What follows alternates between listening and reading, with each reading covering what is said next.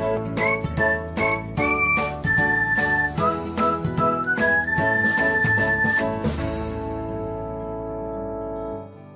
everyone, welcome back to another episode of Technologyglance.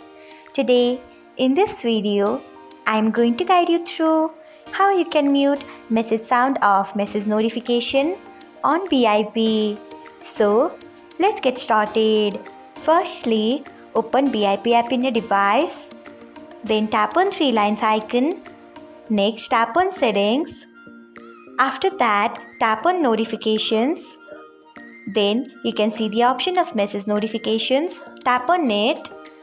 After that, tap on sound. Next, you can see the option of mute. Tap on it. Next, tap on arrow. After that, tap on save. So, this is how you can mute message sound of message notification on BIP. Thanks for watching.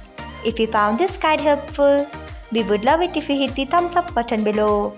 We upload great new tech tutorials like this one every day. So do not forget to subscribe to our channel and hit the bell icon so that you'll never miss another update.